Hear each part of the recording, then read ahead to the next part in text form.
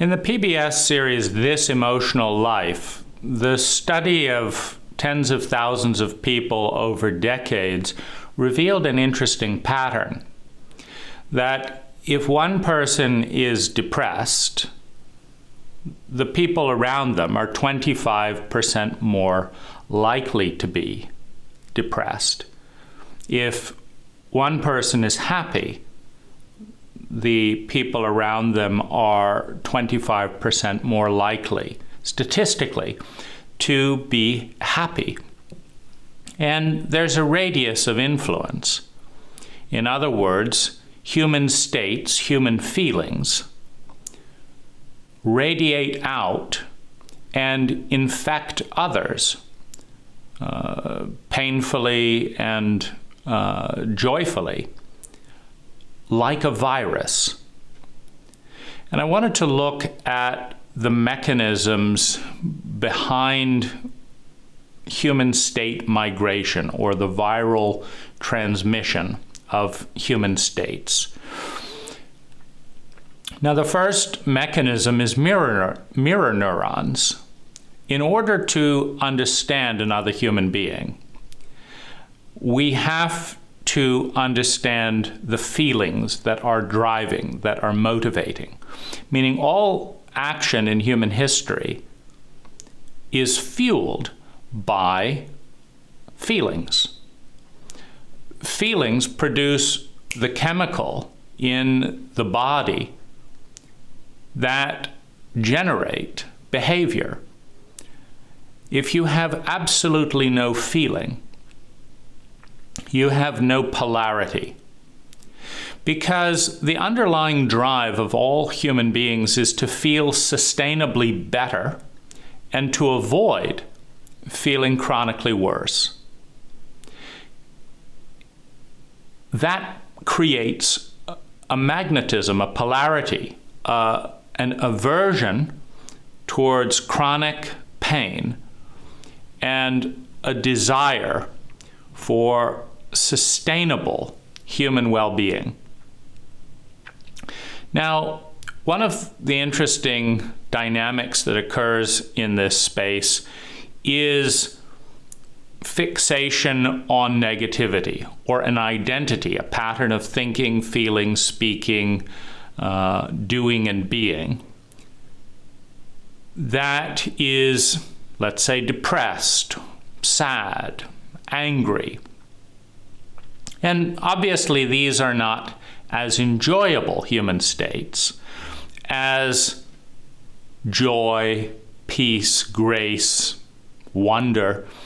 And so the question is, if we have a desire to avoid feeling chronically worse, and we have a desire to feel sustainably better, how is it that we observe ourselves and others developing a habit, an identity of chronic and unnecessary suffering? And in order to understand this complexity, we have to look at the process of developing. Meaning, in order to become an individual, one must become self-referenced. One must become autonomous. In other words, if one is too closely linked with your family, with your culture, with whoever happens to be with you, if you are too dependent on a given person or a group or a culture for your human needs of survival, security, love and belonging, self-esteem, developing your gifts, bringing those abundantly into the world and becoming a part of something bigger, if we're too dependent on another, then we are externally referenced. Meaning, I'm happy when you're happy, and I'm unhappy when you're not happy.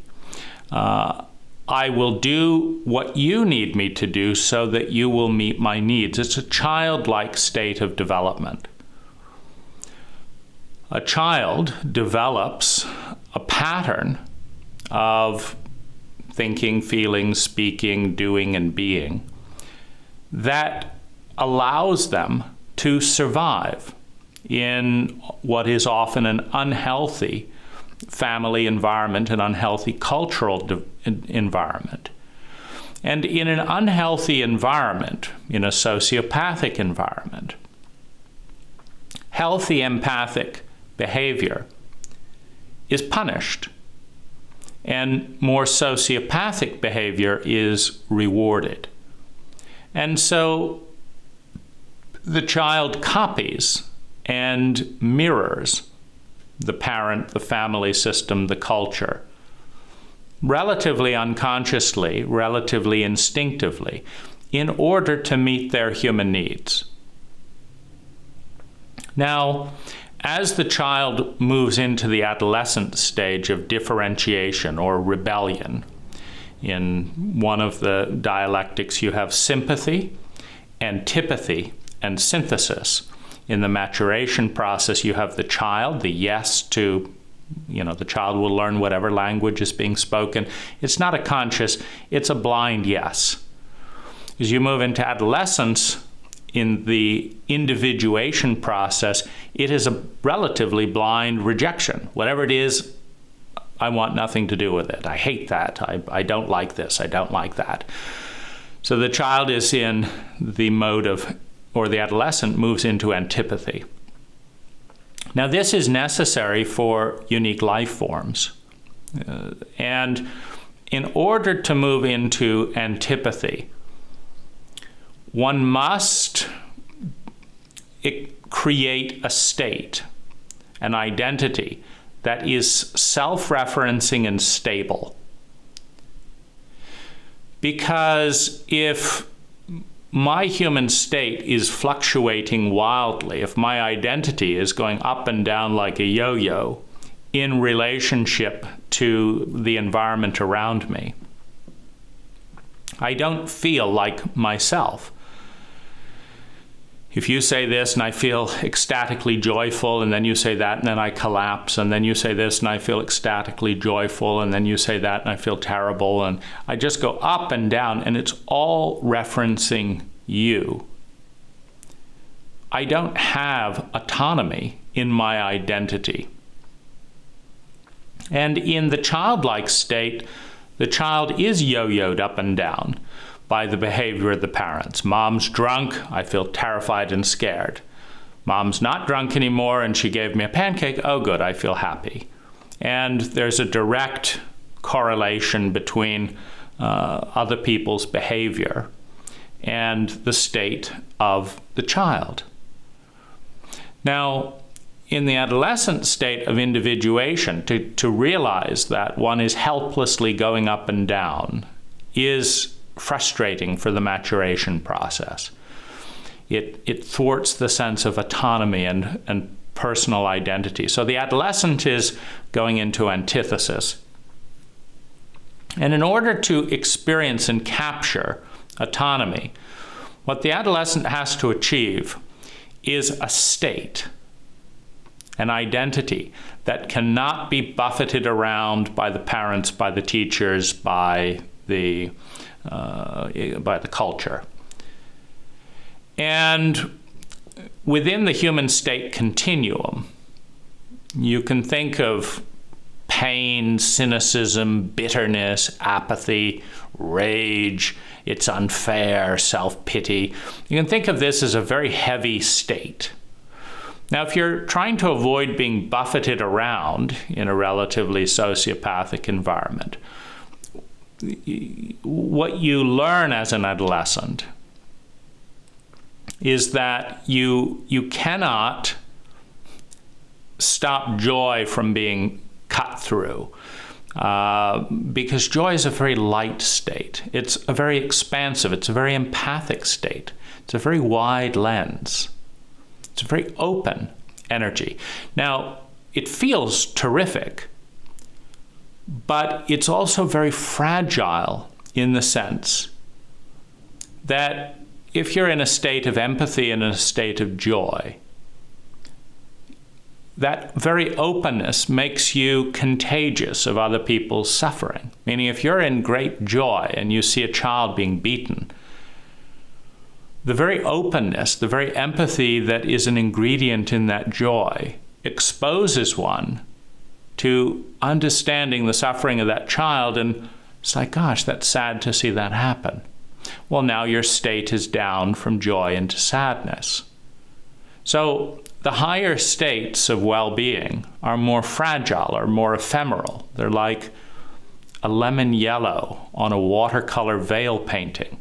Just about every other color can paint over lemon yellow. And you can kind of see this in the color metaphor, where if you paint a lemon yellow watercolor over a black, it stays pretty much black.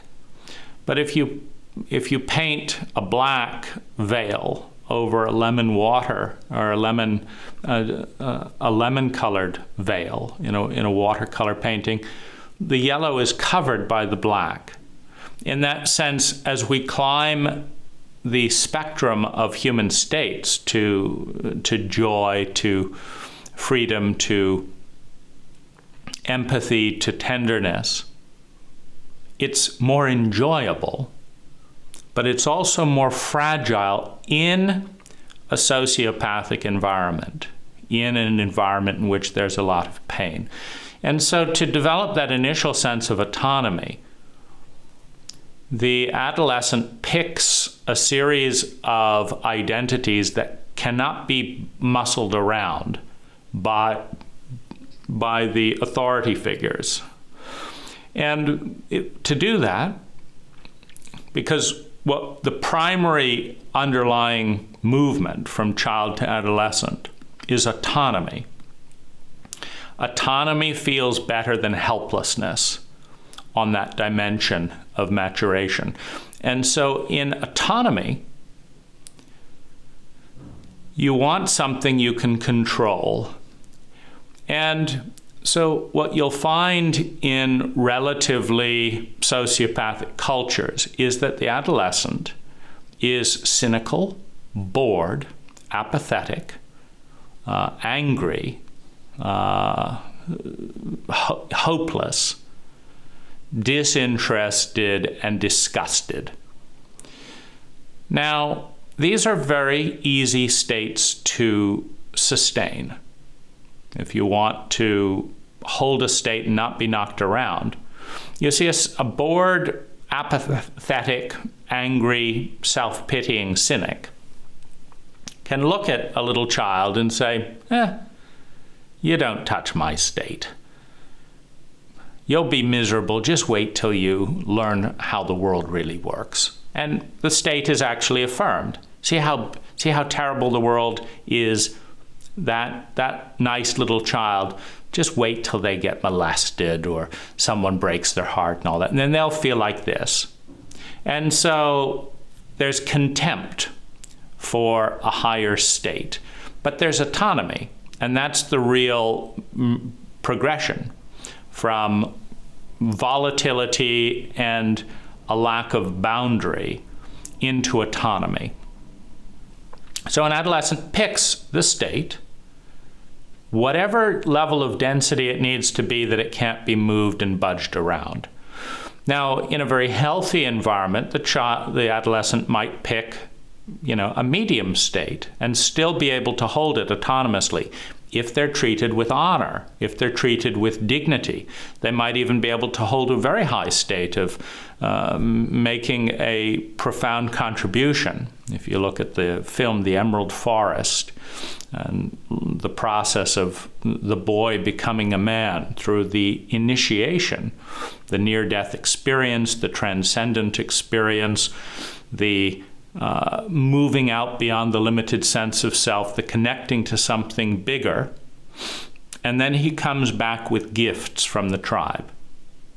And so he's actually supported by his tribe in occupying an independent state, in this case induced with transcendence, with a beyond the ego experience, going outside the limited sense of self, and is coming in a new and honored role. And so you have initiation at that level. You have a high state. But in a culture like our own, with overworked, martyred, frustrated, lonely, addicted, child and adolescent-like parents, these states tend to be more low because the level of unconsciousness, the level of violation is very likely to cut, to scar, to humiliate, to dishonor the emerging psyche of an uninitiated adolescent. And so the movement is still there, from outside reference to inner reference, and the state is sustained internally, but it's a very low state. And the challenge is to maintain that autonomy, that self-reference, that self-referential kind of container, and then climb sustainably the human state. Because what we're seeing with the overlay of the maturation process is that the human being, in its process of individuation, of becoming unique and distinct, which is part of a larger life pattern, meaning life loves diversity. And so the hard wiring is to become an individual, as opposed to blend and merge seamlessly with everyone else, to become an individual. If you look at the mutation process of life throughout time and throughout species, life is always mutating, adapting to its environment, creating something unique in a unique relationship with environment. And this mutation ensures evolution, it ensures success, because whenever you diversify, you have a wider possibility field than if you have fewer variables. So the more diversity, the wider the possibility field. And as the possibility field widens, portions of that possibility field, often following the 80-20 principle, where 20% of the value or 80% of the value comes from 20% of the people in an organization or in a diversified investment portfolio. Often 20% of the rewards come from, or 80% of the rewards come from 20% of the investments. In a lifespan, you'll often experience 80% of your entire well-being in life with less than 20% of your activities. Your most happy moment of your entire life might be the 5 minutes a day you spend with your dog. But it's 5 minutes that's creating 80% of your daily well-being. And that rule of most of the value coming from a very small portion is enabled through diversity. In other words, first the step is to expand diversity, and then a minority of that of those varied and mutated life forms will generate 80% of the growth or the results in a certain area. And so in order for the human species to diversify, it must become autonomous. So there's that deep drive that's more fundamental than feeling good or feeling bad. Because otherwise, adolescents would continue to be like infants. They would smile when their parents smiled. They would cry when their parents abandoned them. Then they would smile again. But by the time they're an adolescent, they're sick of that volatility.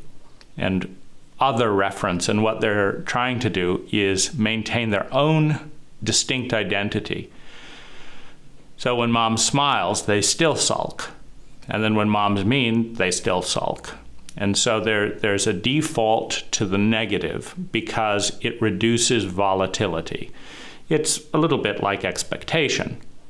If you expect everything to go terribly wrong, and from time to time it goes better, you can just say, oh, well, wait a bit and it'll go bad again. But if you're expecting things to go beautifully well and then they crash, you have this tremendous sense of volatility. And it's hard to feel like one is self-referenced when one is yo-yoing up and down based on other people's words and behaviors. And so there's a tendency to develop that autonomy. And then as part of the life-developing process, that state slowly becomes more higher, but the desire is that I did it, that it was me. And so I interject that because it's otherwise hard to understand the behavior. Why do adolescents insist on pretending that they don't really like their gifts that much or whatever? It's part of that deep drive for autonomy, which means you don't matter and I don't care. Of course, that's not true in many, many ways, but it's necessary to break orbit from the family system, to break orbit from dogmas and old beliefs and one's culture, is to try to find oneself, often in a very deep and dark state. Now, what are the mechanisms through which the human states, human feelings, migrate outwards to other people? So we have mirror neurons, which form a little pocket in the brain that looks at the world through the other person's perspective.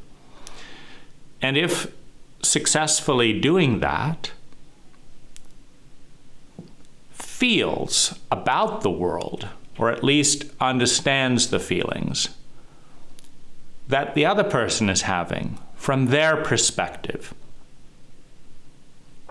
Now, what's behind this drive to develop mirror neurons to understand other people? Well, at a survival level, if you can predict the future, you have a 90% higher odds of surviving than if you can't predict the future. Let's take arsenic. If you can predict that drinking arsenic is bad for your health, and you've got a bottle there that says arsenic, and you're thirsty, you've got a tremendous edge. But how do you predict the future? You need data.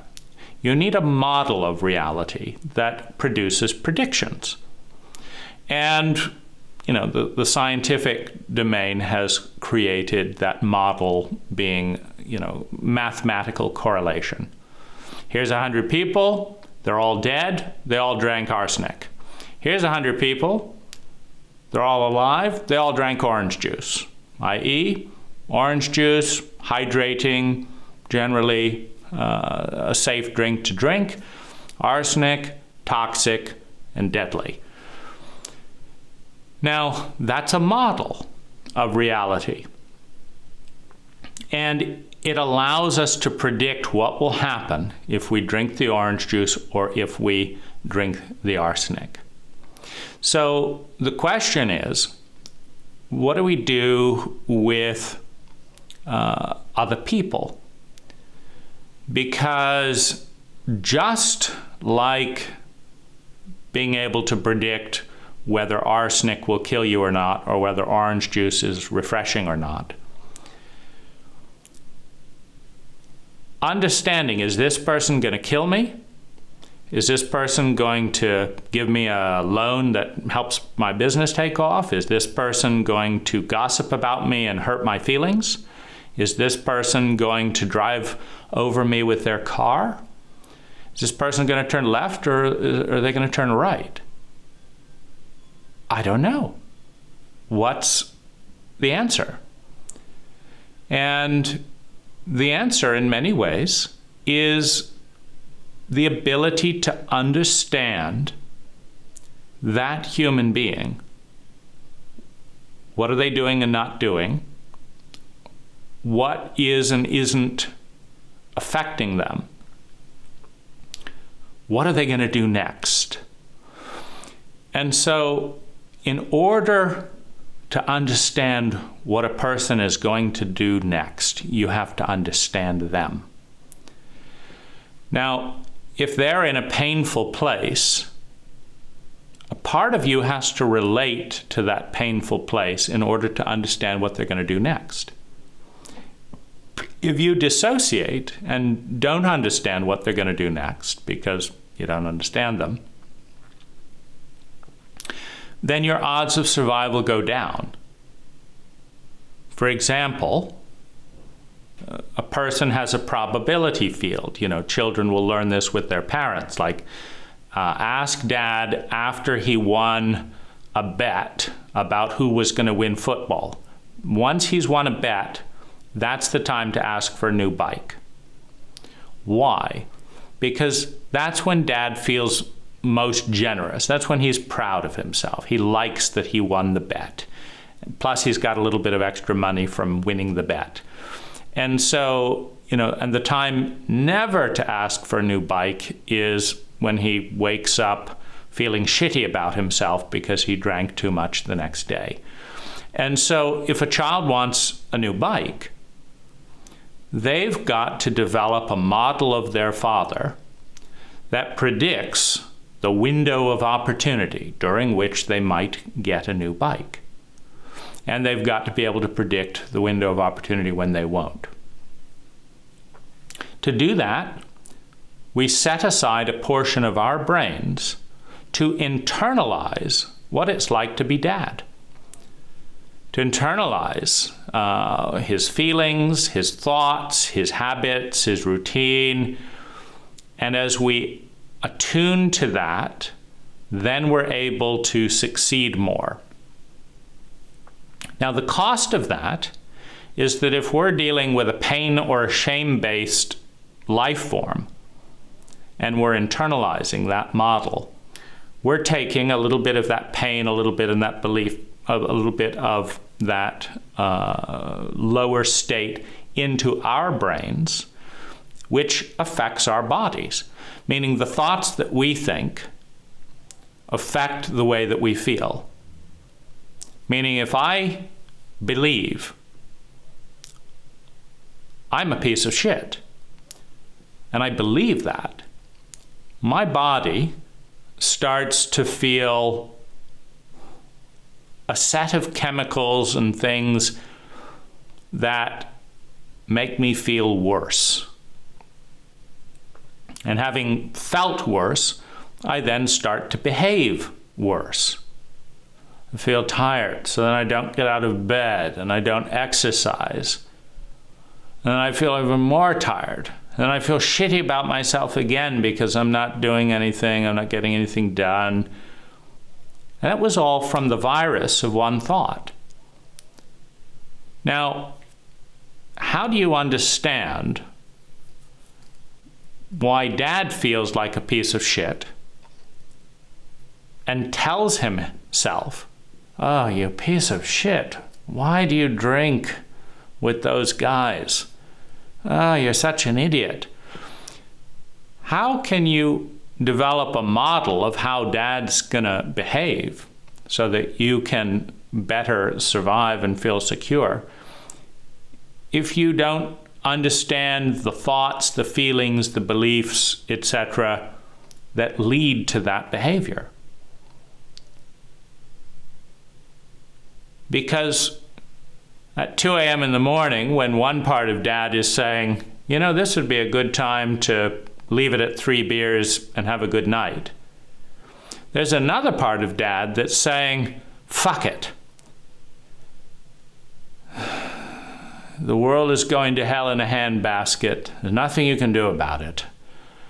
The best thing we can do is have another drink and at least enjoy my life. Nothing I can do is going to work anyway.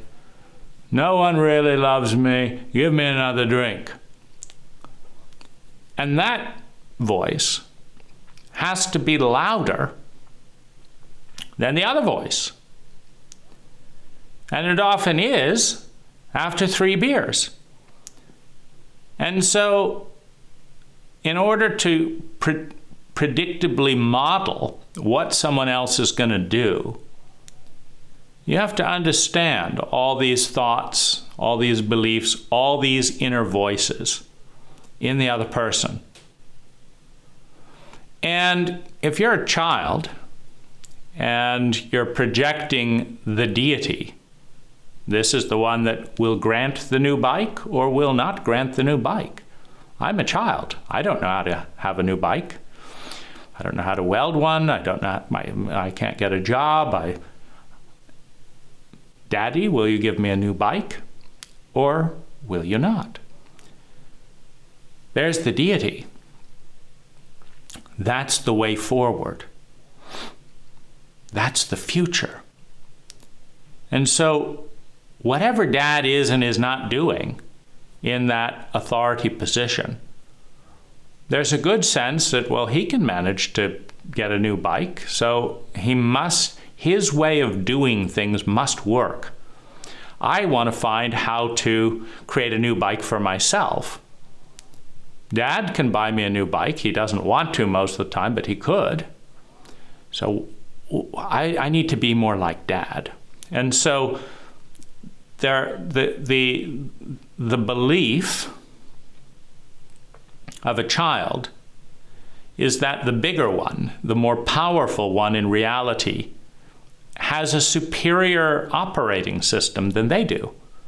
As they look inside, I want candy, but I don't know how to get it.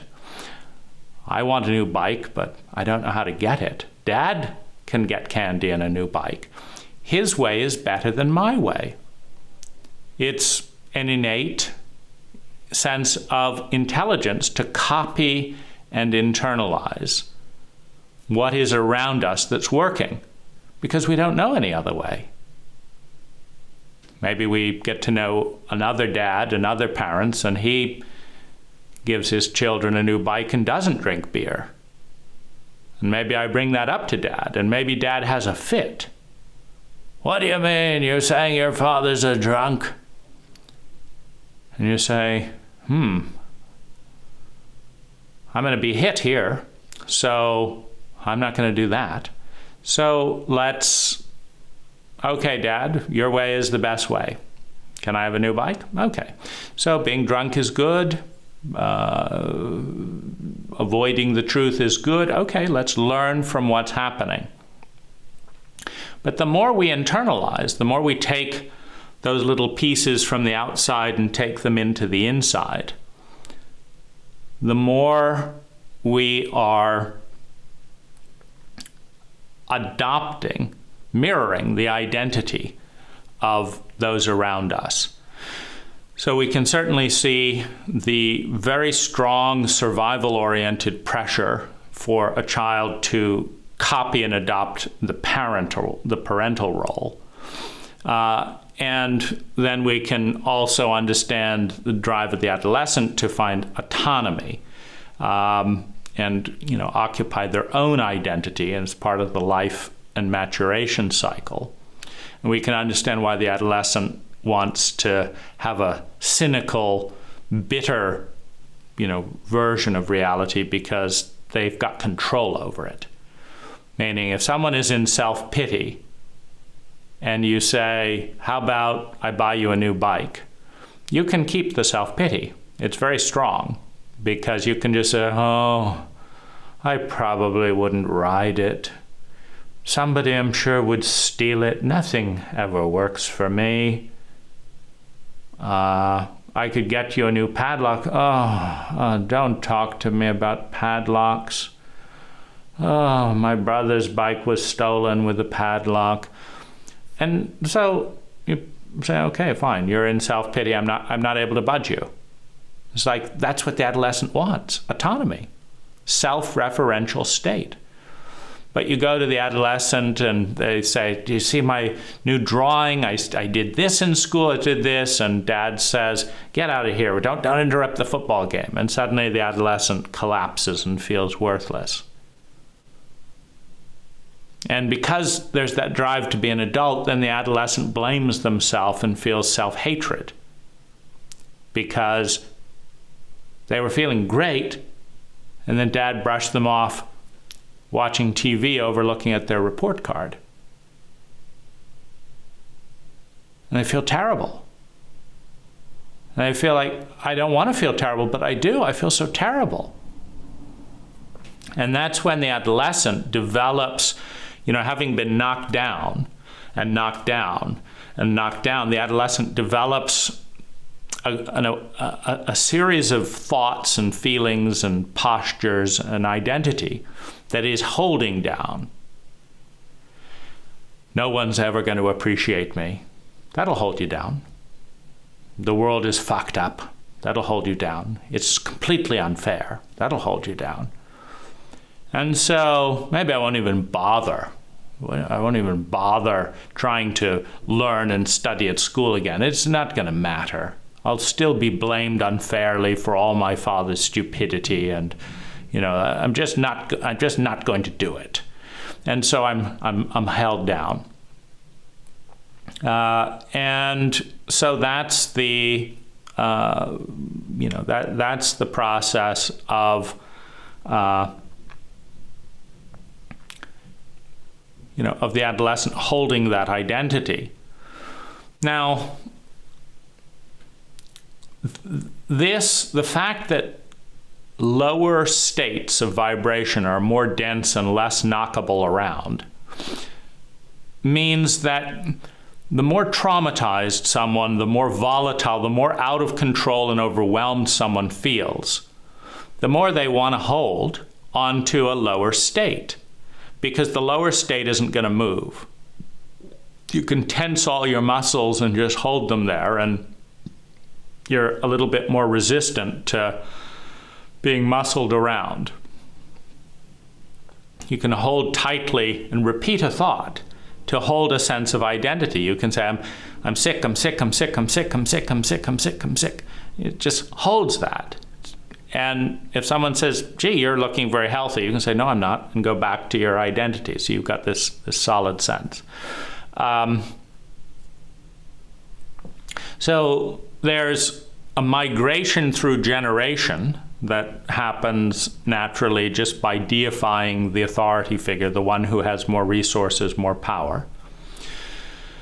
There's the mirror neuron process, which happens throughout life. There's also a deep aversion to helplessness. Going back to the lowest possible state is to be in pain, overwhelmed, helpless, abandoned, betrayed, and alone, rejected by everyone, and nothing you can do about it. So you have helplessness, trauma, and pain. Now, the next step up the ladder is controlled pain. So what we've eliminated from that mix is helplessness. I feel helpless, and I'm in pain. Now I'm hurting myself, and I'm in control. So I've deleted helplessness. I'm still in pain, but I've deleted helplessness. Now, when I feel in control, I can start building the next step. First, I'm in control. I'm out of control in pain. Now I'm in pain, but I'm in control.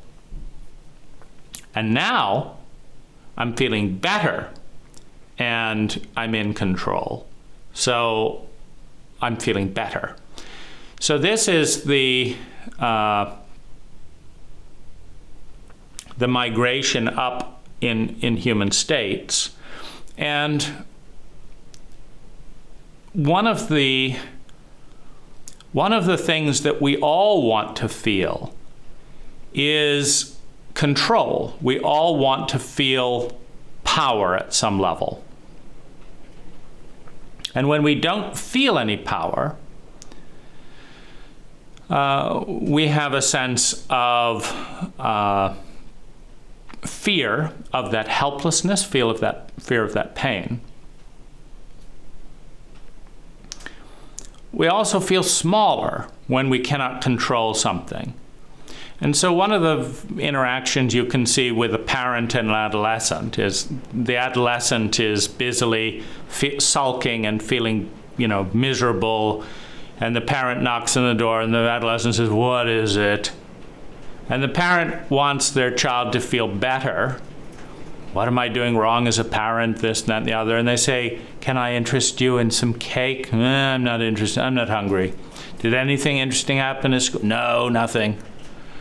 And the one in the darker state makes the other one, who's trying to buoy up the energy, feel helpless. Like nothing I can say, nothing I can do can cheer my child up. They feel helpless. Then they feel angry. Then they feel hurt. And they go down into that state. So much like the Earth has a stronger gravitational pull than a rock, meaning all mass and all energy has a gravitational pull, which is why it takes so much thrust to get a rocket out of Earth's orbit. That's out of the gravitational pull of energy and mass that is the Earth. So lower states have a stronger magnetic pull than higher states because you're not able to move them as easily. So there's, if you have someone who is committed to having, the world is terrible and this and that and the other, and you have someone else that's trying to cheer them up, most of the time the person trying to cheer them up will go away feeling smaller and less important. And the person who's feeling horrible will hang on to their state. And so there's a downward pull. Not always, but that's one of the variables. Now, a human state is an identity. It's a pattern of thinking, feeling, speaking, doing, and being. For example, if I have a belief that it's completely pointless, I'm going to fail, then I'm not going to try very hard because I may not try at all. I may say, those fuckers, they're setting me up to fail. I'm not going to even give them the pleasure. If I say the world is sadistic, and they're setting me up to fail, I'm not going to give them the chance. And so I don't do anything, and I don't train. And I don't win or fail. I don't even get in the race. And because I didn't get in the race, I didn't grow and develop. And because I'm not growing and developing, more people are looking at me as a failure through that lens. And I say, see, it's pointless. Similarly, if I have a belief that I can win, and I understand that I have to work hard, etc., and do this and this to win, and I'm going to do this, and I'm going to do that, and I'm going to learn from winners, and I'm going to do this, this, and this, then the odds of winning on the continuum of winning, like if you're at the World Olympics, you may not win the gold medal, but you will still be winning at running more than if you hadn't made the effort. And so you're on the winning continuum. And there are some things in life, like the Olympics, where it's winner take all, where there's just one winner and everyone else didn't win. But life isn't like that. If you think of economics, if I want to be the richest person in the world, and I worked really hard at it, and all I got was $2 billion, Elon Musk, 100 times more than me. I've only got $2 billion. It's not a winner-take-all dynamic, because by setting out to win with your abilities in your environment, you took steps and now you have $2 billion. That's better than being on the street. And if you work hard and do this and that, maybe in a few years you'll have $4 billion. You're still not the richest person in the world, but it's a continuum. Unlike the Olympics or many synthetic forms of winning, the valedictorian or the president, etc.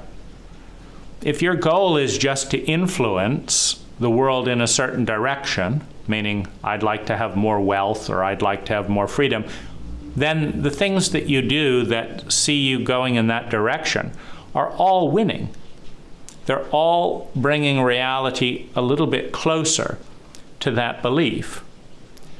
In a very black or white thinking, the adolescent may say, no, I'm not the richest person, I'm a complete failure. But scientifically speaking, that's not true. If you go from sleeping on your couch in mom's house to having $2 billion but still fail to be the richest person on that year, first of all, life isn't over. But if you wanted to do that by age 40 and all you got was $2 billion or 200,000 and a car and a this, etc., you're on that continuum in that direction. You're on a learning environment. But the pivot point is those initial beliefs. And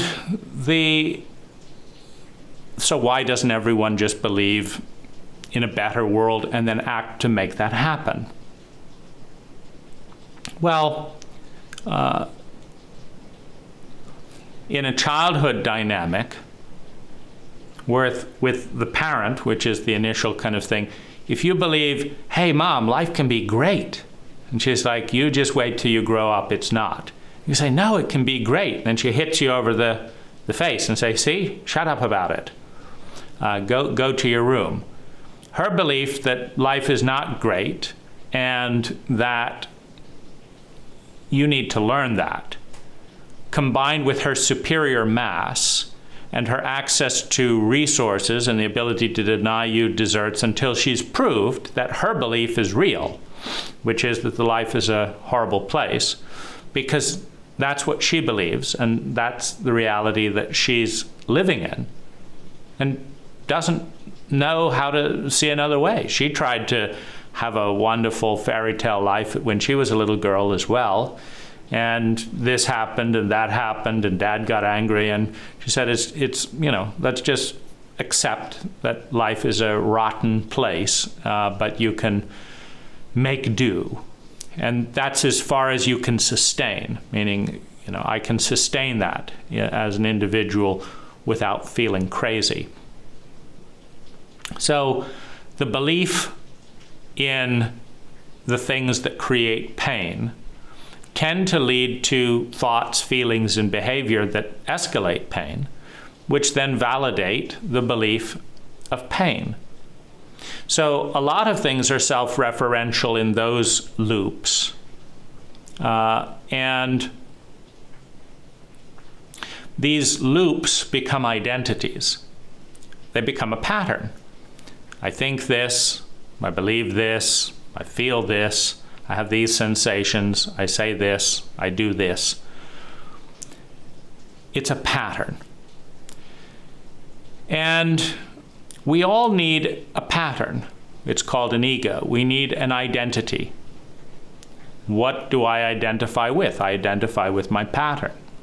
We need a pattern in order to deal with the fact that the conscious mind is so small compared to all the things we have to handle, that we've got to put most of our life on autopilot. Meaning, when we drive to work, we're using autopilot. You can zone out in traffic and come back 5 minutes later and say, wow, I guess my body knew how to drive those last 5 minutes. You can eat when you're listening to someone talk about an idea and you eat on autopilot and you don't really remember what it tasted like exactly. You were listening to what this person was saying. You can be looking at a bird in the distance and your partner's talking, you didn't hear what they're saying. Because the conscious mind has a very narrow band of attention at any given moment that it can focus on, which means that a good 80% is on autopilot. The digestion is on autopilot, the neurons in the brain are on autopilot, eye movements, you think there and they move automatically. They're on autopilot. There may be 5%, 10%. It's a small percentage of our lives that are on, that are in conscious domain. Now, because of this limit in bandwidth, we've got to rely on the system. The system of what? The autopilot system. We have to have something that is not constantly demanding our attention. Meaning, if we have the identity, let's say we set out to be an identity to, in the Himalayas, for example, there are mothers that don't put their children down for pretty much 5 years. A parent is always holding the child, nursing the child. These children don't cry. They're in a deep, nurturing bond. They're not distracted by cell phones. There's no wars. They're shepherds. And these children, they don't cry.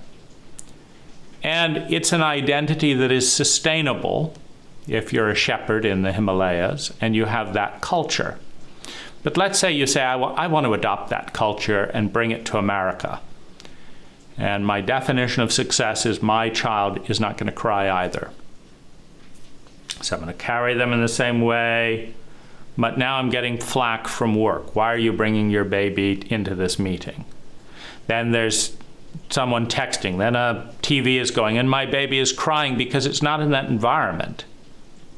And I'm failing. So now I have to turn my limited attention to how am I going to respond to this thing. I want the identity where my child doesn't cry, and I'm doing this bit, but do I have to tell everyone to turn off the TV? Now they're mad at me. Now because they're mad at me, they're not promoting me. Now because they're not promoting me, I'm starting to feel this. I'm being looked down on because people who are not promoted in our culture look down on.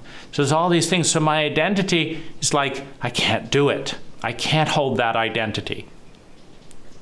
I've got to settle on an identity that I can do. Because otherwise I'm constantly pulling on myself to say, I've got to fix this, as soon as I turn my attention to there, I can't drive. I can't do this, I can't do this. And so what we effectively do is put large portions of our lives on autopilots that we can rely on. Because the amount of anxiety, panic, helplessness, and overwhelm that we feel when we're trying to create identities and patterns that are unsupported by the cult, unsupported in the environment, and they're constantly falling apart, it brings up too much helplessness, too much despair, too much grief. And so we settle on identities that we can largely put on autopilot. And the identities that we can largely put on autopilot are compatible identities with most of the environment. For example, we could drive a car that was 10 feet wide and 30 feet long. It's an identity. You just build the material like this, you do like this, you do like this. Now you're in that car. But that car doesn't fit into any parking spaces. That car is constantly getting tickets. It's constantly getting towed. In other words, it's incompatible with the environment. Now you can say, but look how it's electric powered. It has an anti-missile defense system. It's got complete silence inside. It drives itself. And it's impounded. I'm getting $1,000 a month, of tickets. My driver's license is threatened to be, I'll be thrown in jail if I drive this thing again. It's too much against that identity. There's too much outer force ganging up to say, we don't like this because it's different. It's like, fine, I'll get a Prius. And, everyone's happy now. That's okay, so I can put that on autopilot. And then I'll get a bank account. I'll put that on autopilot. But all of these identities are memes that are virally being distributed by a cult that also wants to be on autopilot. It doesn't want to exchange chickens. Even if you're anti-money, it doesn't want to have chickens on hand. Because it'd have to think about that. I can carry money and Venmo for all of this, but then when I interact with Dane, I've got to have a chicken. Where am I going to get a chicken? It's too much to think about. So I want ease. I want compatibility. But what about the fact that, this happens and this, and the chicken can give you manure, and I can't think about that. So there's this tremendous pressure on identity to conform. And that pressure comes through shame, resistance, laws, this, that, and the other. And then the reward is you get to be popular and you get to climb rank within the cult if you conform to the identity and then climb within that identity structure. That's called a cult. It's a cult because it's not a science. If you look at any single part of the cult, the education system, the legal system, you will find corruption, you will find pain, you will find incompetence, you will find inefficiency, you will find many instances where the institution is creating the exact opposite of its stated intention. You say, I thought you were there to educate these kids. Why are you blocking this information? Don't talk to us about this and that. These parents don't want their kids to hear that information. We don't want to deal with it. We need to, be on autopilot as well.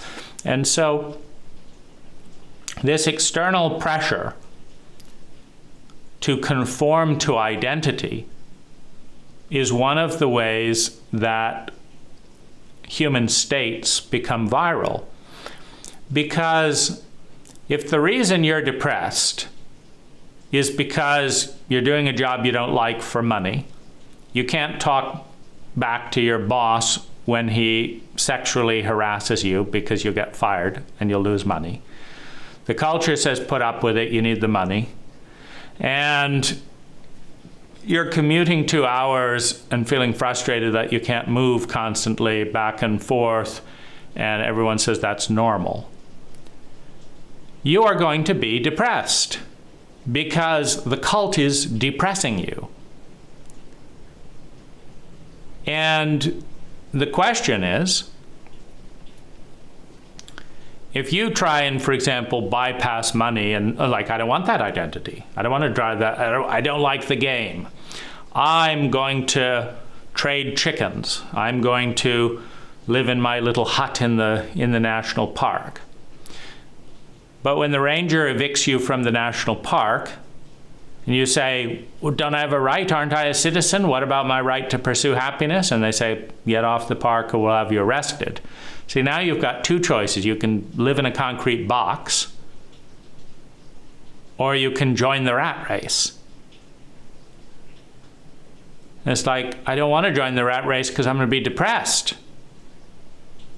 But I don't want to be in a box because I'm going to feel helpless and frustrated and angry. And I don't like that either. So what can I do? And no one in the identity wheel, no one in the framework of all those systems wants to go off autopilot to help you figure out a unique and innovative way not to be carted off into jail and to not be depressed working at a job you hate.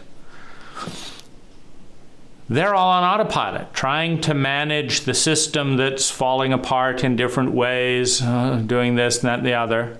And they haven't figured it out either. But they know that if you're different, they're going to have to work harder. They're going to have to think more. And so they're not going to be kind to you if you're different, because they've got that very little narrow bandwidth of independent thought, and then they've got to keep all these things in autopilot, and they've got to figure it all out in a way that it won't collapse. And in dysfunctional cults and in dysfunctional systems, they're on the edge of collapse all the time. You know, the US dollar printing $8 trillion in coronavirus out of thin air, it's fucking with the system because it's the reserve currency of the world. People are doing transactions in dollars that are becoming less and less valuable. Each month they're printed out of thin air. And at some point that system doesn't work and everyone says, fine, we're going to make Bitcoin the new system because they can't be made. And at that point, that system collapses. Oh, let's try and shut down Bitcoin. Let's try and do this. Let's keep the system. Why are we always trying to keep the system? Because we need 80% of our lives on autopilot. We need 80% of our lives to be happening this way and just go doing what they normally do so that I can focus on just a few tiny things that are meaningful, that are, you know, something that need my attention. You know, I do all this stuff on autopilot and then I read my novel. Oh, very interesting. She drank his blood. Oh, my goodness. Oh, time for bed, time to go back into the system and then get another little moment of you know, diversion from the system, a little moment of wakefulness, of awareness. But it's a tremendous amount of automation without being terribly intelligent in how the systems that are automated take place. It's often evolving based on past precedents and other systems. And there's a tremendous amount of resistance. So when anyone has an identity, i.e. a habit of thinking, feeling, speaking, and doing that's keeping them alive, that's the habit that's keeping them alive. It's working enough, meaning I am surviving. I'm feeling 30% secure in my survival, and I have no security if I broke that system that I'd be surviving.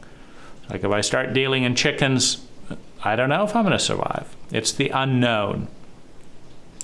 So this brings to the core reason that people fight to maintain their identity, which is the fear of the unknown.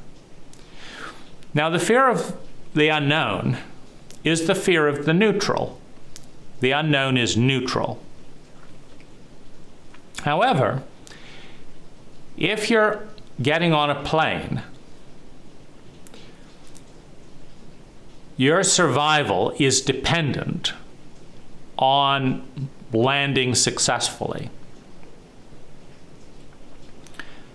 Now, if you have two choices of which plane to get on, and one plane has been tested and flown 300 million miles without any crashes, and is a pilot who has flown 100,000 miles or a million miles, whatever, then your odds are pretty good and you're comfortable getting on that plane. Now, when you're getting on a plane that has flown no miles, it's an experimental plane by an experimental pilot,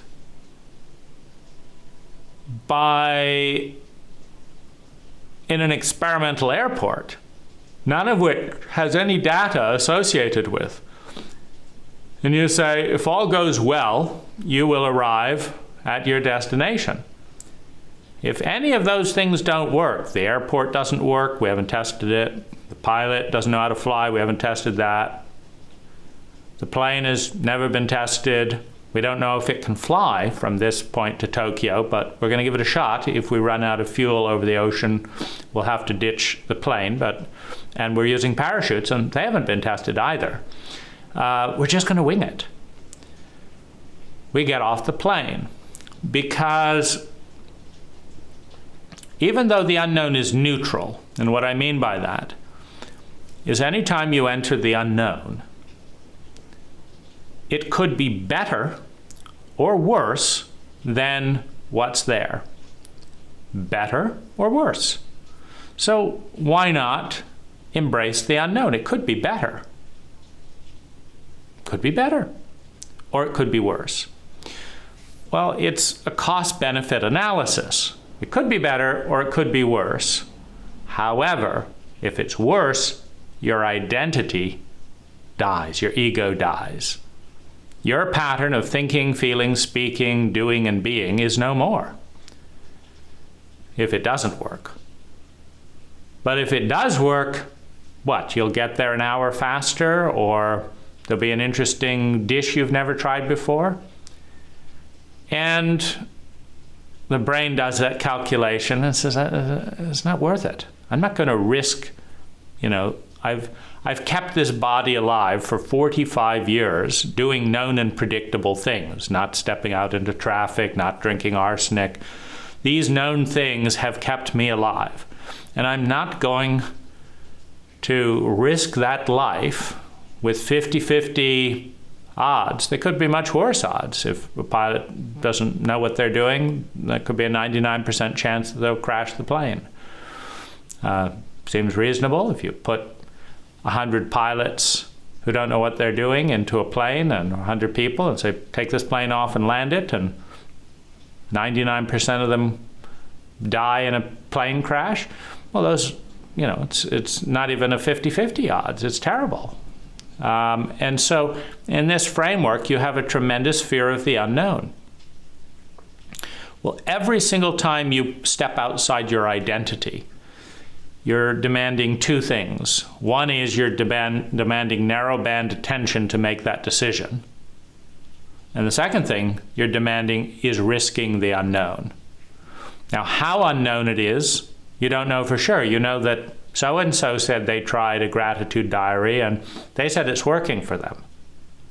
But then again, nothing ever really works for me. And so wouldn't it feel even worse if I was the only one who tried the gratitude diary and just felt depressed because I knew it wasn't real anyway?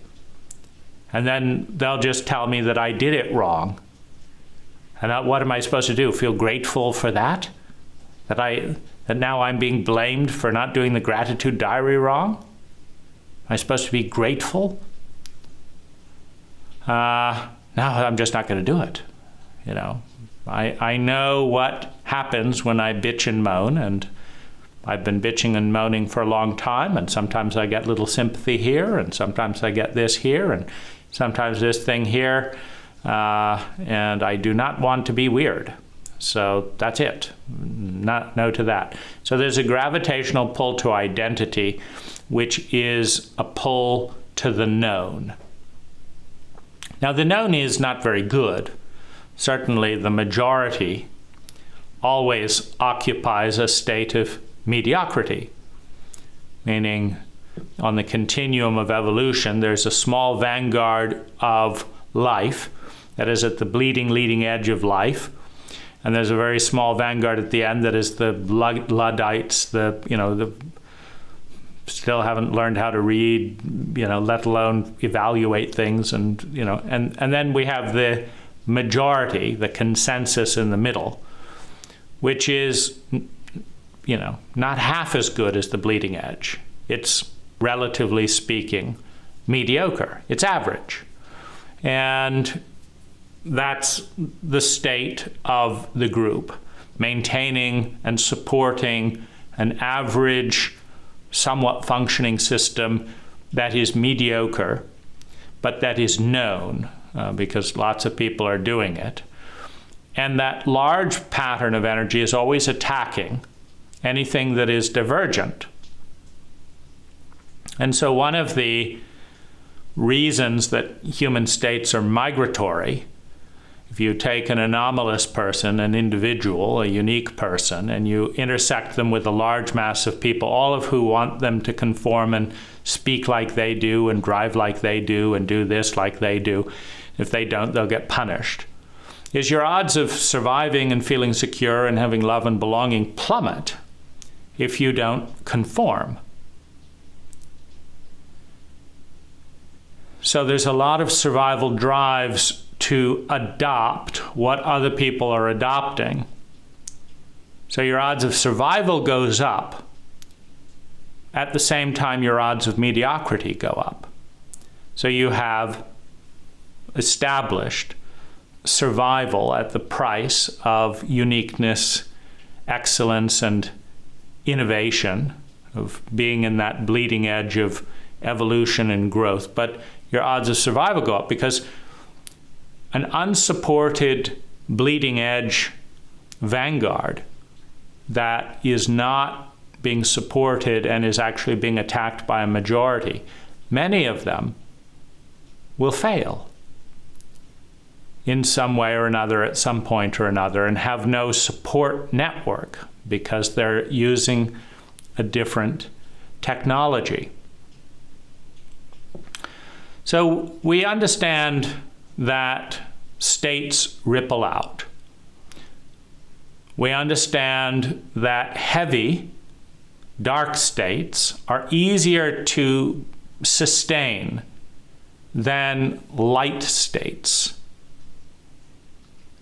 For example, you feel cynical, angry, pain, and bitter, and someone punches you in the face. It's like, that's life.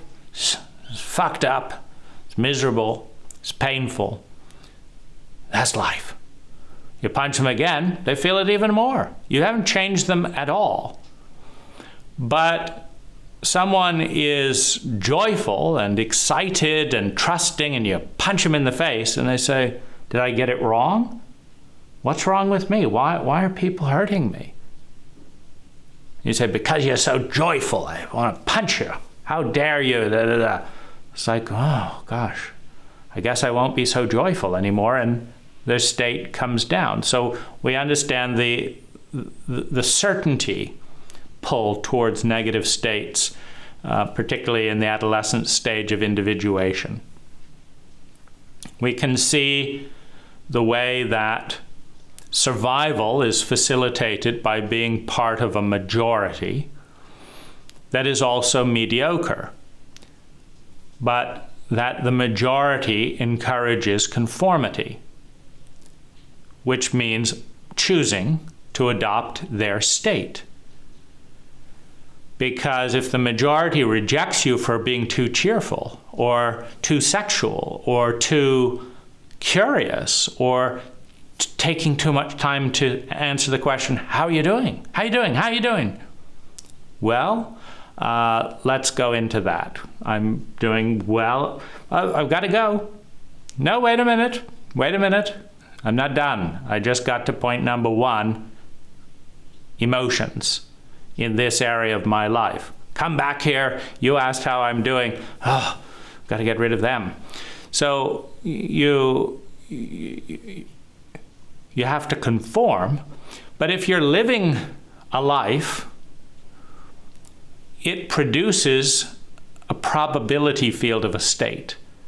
Meaning, if you will, going back to the analogy, drive to work 2 hours a day, work a job you don't particularly like, pretend to enjoy being flirted with your boss when you hate it, come home and find your husband is getting fat with potato chips and hasn't done the laundry, and that's your life.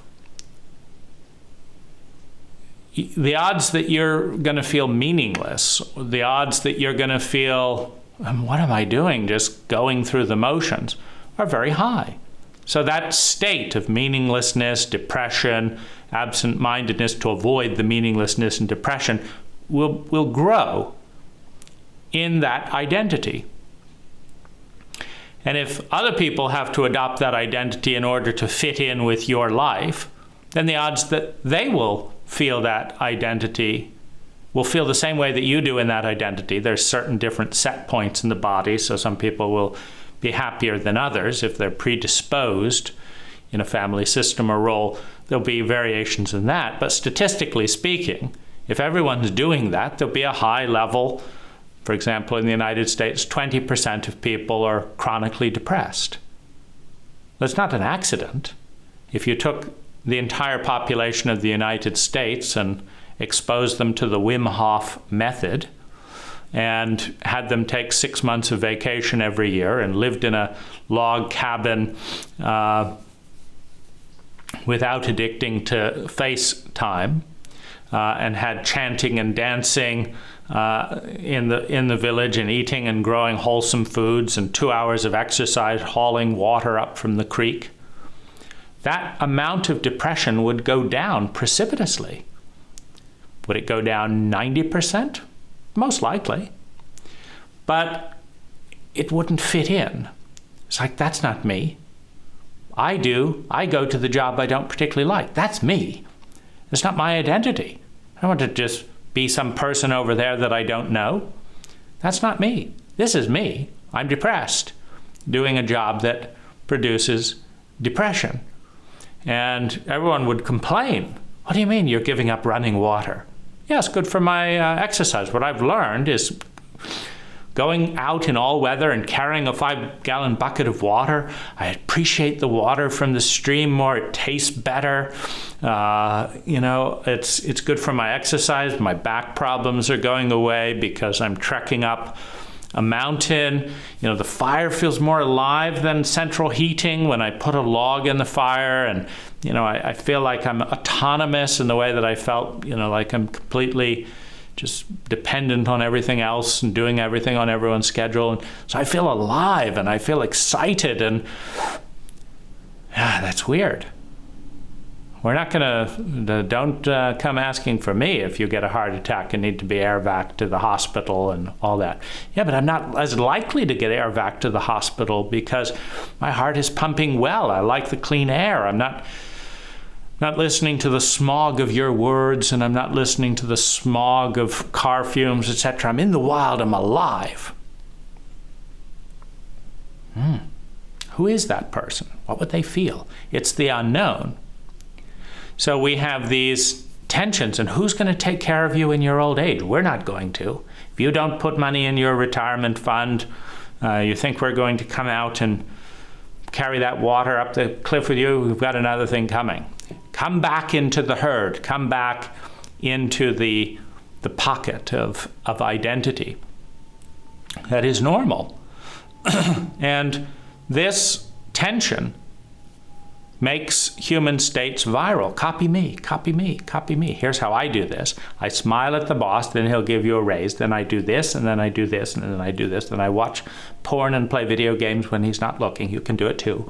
And we do this and this and this, and then we have a wonderful life cheating at a job we don't care about, and you can advance, and that's capitalism. And so be like me. Oh, you're going to take your work seriously. I suppose you think you're better than me, do you? Just wait until I undermine you and get rid of you because you're different. So there's all these viral pressures, and there's an interconnectivity. Every part of identity affects every other part. The body affects what you do and don't do. If you have a bigger body, a smaller body, an older body, a younger body, a healthier body, a sick body, the body affects what you do. It affects what you feel, what you think, what you say. The environment that you're in, if you're punished constantly for speaking up versus honored for speaking up, affects how much you're going to speak up. Nobody enjoys feeling chronically worse, and so if you're punished for speaking up, you become more silent to conform to the environmental reward system. In all of these ways, we disseminate human states. And there's a few things to be learned from this. One is that the majority is always mediocre. Another is that the majority will always pressure you to conform to it, because otherwise the majority has to think and feel and direct some of that narrowband attention to processing you, and you could just be gotten rid of. Another thing to understand is that the bleeding edge of evolution is always in a distinct minority that has mutated from the whole, whether it's a cabbage, whether it's a carrot, whether it's a rabbit, whether it's a human being, whether it's a hedge fund investor. A very small percentage of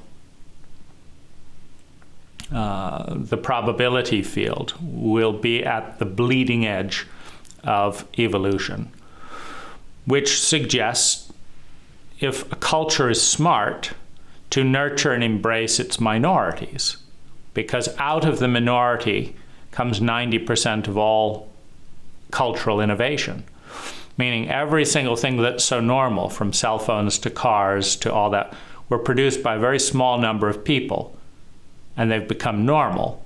But there's a new small group of people working on the things that will be normal 30 years from now, and that are changing the world. And if you kill them off too efficiently, your culture will stop growing, philosophically, technologically, etc. We can also see that the more we expose ourselves to other people, the more likely we are to attune to them in order to predict the future, in order to succeed at meeting our human needs, etc., in our relationship with them. And we can also understand that once the virus of understanding another person and internalizing their thoughts, their feelings, their behaviors, their patterns into our mirror neurons, those mirror neurons talk to other parts of the brain, and some parts of the brain may say, yeah, maybe we'll adopt that too, because they look out and they say, oh, that person is, people are smiling at them when that person does this and that and the other, but they're not smiling at us, so we'll copy some of that mirror neurons over into the rest of the brain so that we can do better.